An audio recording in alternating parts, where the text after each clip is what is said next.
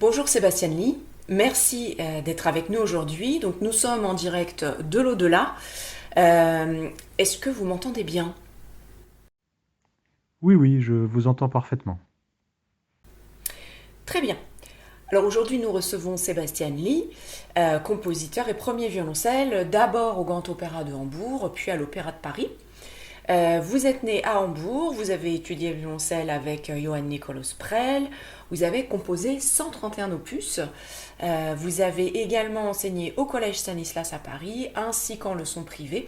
On vous connaît surtout au travers de vos œuvres pédagogiques, mais vous avez un répertoire beaucoup plus varié, avec des pièces très virtuoses comme l'opus numéro 4 par exemple. D'ailleurs, nous vous recevons aujourd'hui pour parler de la republication de cet opus, La scène suisse, qui sortira prochainement, alors que la partition originale avait disparu depuis 190 ans.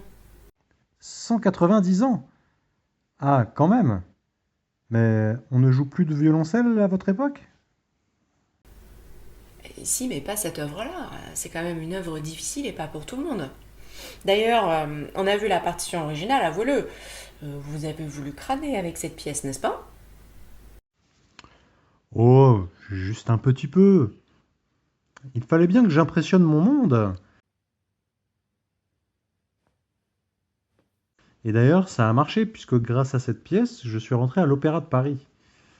Mais je suis sûr que des violoncellistes de votre époque seraient capables de la jouer. Alors, il y en a qui ont essayé, mais ils ont eu du mal. Et puis, pourquoi la Suisse? Qu'est-ce que vous êtes allé faire en Suisse? Ah, la Suisse. Les alpages, le bon air, c'est formidable. On y rencontre beaucoup d'autres artistes, musiciens. J'ai vraiment passé du bon temps là-bas. Et vous y étiez seul? Vous n'y seriez pas allé avec une certaine Céline Courtois par hasard? Céline Courtois était une élève appliquée, mais je ne vois pas de quoi vous parlez. Et votre opus 71, Romance sans parole, avec Souvenir de bonheur, dédié à Céline Courtois. Alors, Vous avez retrouvé celui-là aussi? tout à fait, oui, tout à fait. Alors, vous confirmez la rumeur? Écoutez, si on ne peut plus composer un morceau pour une femme sans qu'il y ait des sous-entendus... Bon, et puis, vous vouliez me parler de la scène suisse, non? Oui, oui, donc vous étiez en Suisse. Oui, oui, bon, j'étais en Suisse bien avant de connaître Céline. Mais c'est une autre histoire. Je croyais qu'on était là pour parler de ma musique. Oui, oui, bon, donc il y a la scène suisse, qui est quand même une œuvre de démonstration assez complexe. Par contre, il y a d'autres œuvres plus abordables que nous avons enregistrées avec l'association qui porte votre nom.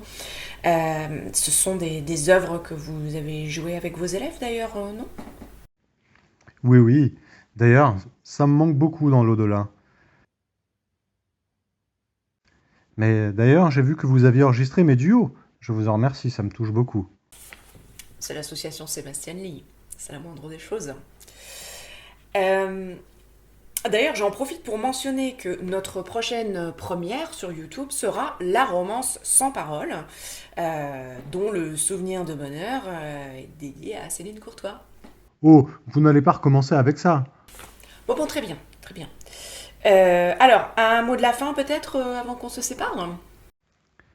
Eh bien, merci à l'association Sébastien Lee pour votre bon travail et pour continuer de faire vivre mes œuvres. D'ailleurs, vous avez republié l'opus 131 également? Oui, oui. Et les 24 études. Ah, tant mieux. Je les aime beaucoup. Sébastien Lee, merci beaucoup. Il va être temps de nous séparer. Avant cela, je souhaite mentionner que donc toutes vos œuvres republiées par l'association Sébastien Lee sont disponibles sur le site sebastianlee.org. Peut-être un mot pour conclure? N'oubliez pas de mettre un like et de partager cette vidéo.